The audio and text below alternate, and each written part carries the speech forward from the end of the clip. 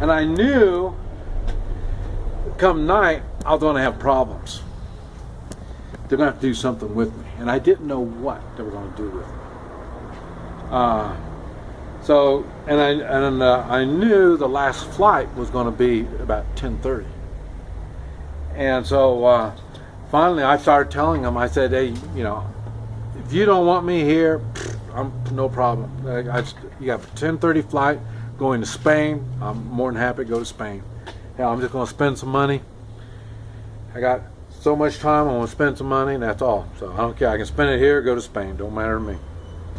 And that's when they started getting. So since I was getting aggressive, they were getting aggressive. And then when they got aggressive, they started going through all my stuff, and they found out I had little stacks of money. And most of it was ones and fives, maybe some tens, because I knew they were going to use U.S. money in Cuba. This was after the Russians pulled out, and their economy was disastrous, and I knew they would take U.S. money, but they're not going to give me change. So that's why I had all these stacks of money. And it was really only about maybe $3,000 or $4,000 I had, but it was all stacks of money of ones, fives, and tens. And I also had a money belt with a few thousand in my money belt. So, and all this, that's why I wouldn't tell them how much money I had, because I wasn't sure what their law said, how much money I can have. Because if you have more money than what they say you can have, then they confiscate all your money. So in other words, even the United States, it's $10,000 limit in the United States. When you come in the United States, if you have $10,001, they're going to take all of your money. They're going to confiscate it all. If you have $9,999, well, then you can keep it. So, so I knew there was going to be a problem, and just on the money part. Now, but also, like I say, because of my Guatemala experience, I did have other resources. And it was funny because they found one of my resources. They found it, and when they found it, lights started coming on, and then wouldn't you know, somebody came and they could speak English. Up to that point, they only spoke Spanish and Russian. Nobody spoke English. But once they found this, they found somebody who could speak English.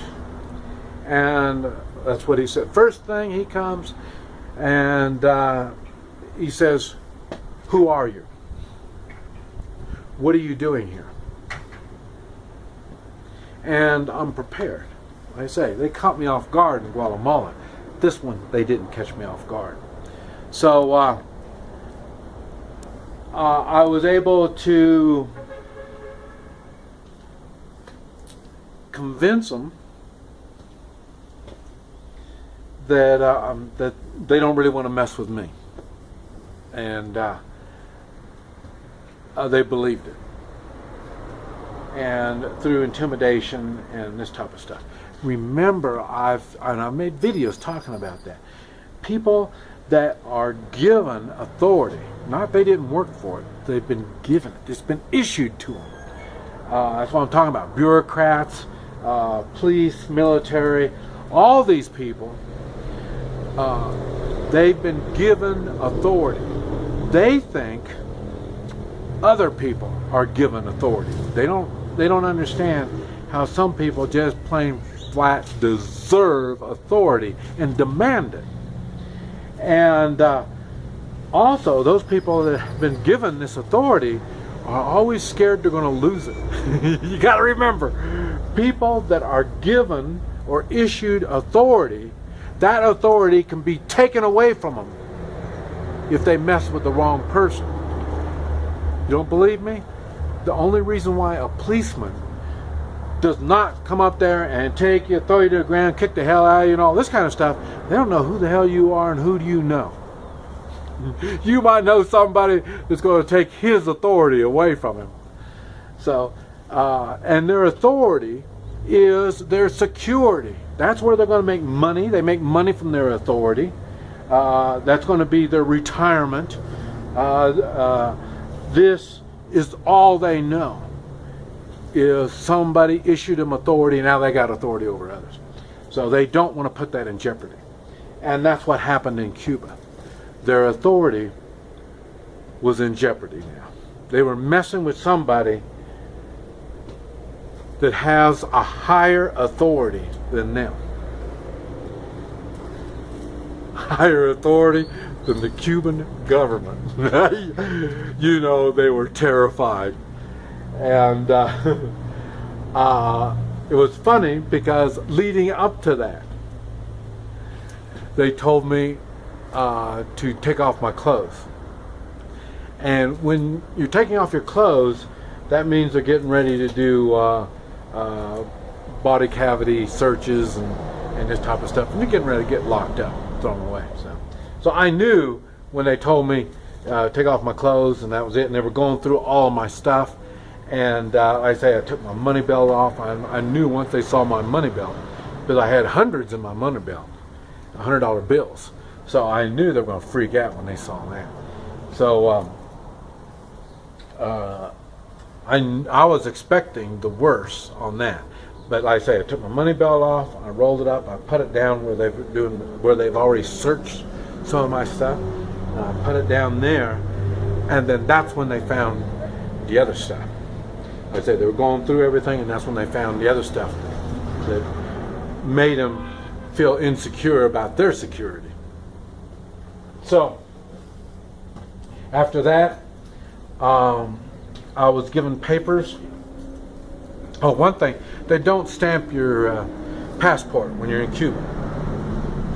What they do is they stamp a piece of paper, and that paper goes into your passport.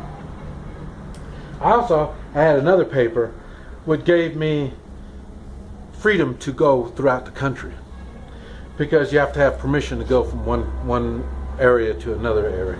And I had paper so I could go anywhere in the country, and I did. I ended up renting a car, and I drove all over the country. And so I saw what communism does. I saw what happens when collectivism is working. And I saw what it was like when people, and I mentioned it, they have no religion, and they just take it for granted. If you want to know right and wrong, you ask Castro. Castro makes the laws. So Castro is above God. And that's the problem I have what's going on in the United States with our law enforcement when they don't use morals. Because now our laws aren't based on morals. They have nothing to do with morals. How does a seatbelt have anything to do with morals? You wear your seatbelt, or you're going to go to jail. You don't think you're going to go to jail? Refuse their ticket, refuse any of this kind of stuff, you're going to go to jail if they don't kill you. So that's what I'm saying. Morals has nothing to do with the laws in the United States now. And that's why we're right back to, I've seen the end of the book. And that's in Cuba.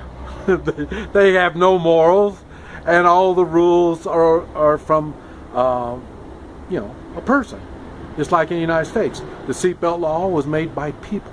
They're not morally based. And that's the same thing in Cuba. The laws weren't morally based. And when they're not morally based, that means they're based on man. And man is making these laws to control you. And morals has nothing to do with it. In other words, doing the right thing means nothing. And that's basically what's going on in the United States. We don't have the morals, and without the morals, you really don't have any guidance other than corrupt man. And that's why I push the three-man militia. It's all based on morals. But, so I can see where this is taking us, all of this, in the United States. I've seen what it's done to other countries, and I see the direction the United States is going. This is why I prepare, this is why I do things and get things ready.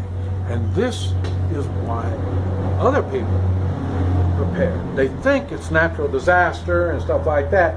Yes, and that's a good reason too. But also, a natural disaster, they realize that a corrupt government will not be there to give them the support they're going to need when the time comes. Back to the three-man militia. Anyway, so for Cuba, no problem. I saw Cuba. I went all over. I learned a lot. I was in shock trying to figure out, because first time I was in a communist country, I couldn't believe everybody had permits. You had to have a permit to talk to tourists. You had to have certifications for every job in Cuba. There was a certificate. You had to get a certificate. That's why they say they brag, because they give free education. Well, yeah, because they're brainwashing you into doing this particular job, and that's all you know. You're just ignorant as hell. You're just doing exactly what you're told for that particular job. And like I say, they brag about free medical. Yeah, and where do they get their education? In that same education system where they teach them certain things, and they just continually doing the same simple things over and over again. They don't develop better ways of doing things. They don't grow. And when you see my videos, you hear me talk about what I was when I was younger, and you could see as I've been growing. And even now, I've made videos where you can see I've been emotionally growing here in the last few months. It's been a big thing. But like I say, there is a pattern in what's going on. And there's a reason why I am the way I am. There's a reason why you are the way you are. And these sheeple, there's a reason why sheeple are the way they are. Closed-minded. And that's what I'm saying. I don't care. Let the sheeple burn. I really don't care. It doesn't make any difference to me. And why? Because their minds are closed. They're waiting for the government to protect them from the fire. So let them do whatever they want to do. Anyway, this is Mike, NoStressMike.com.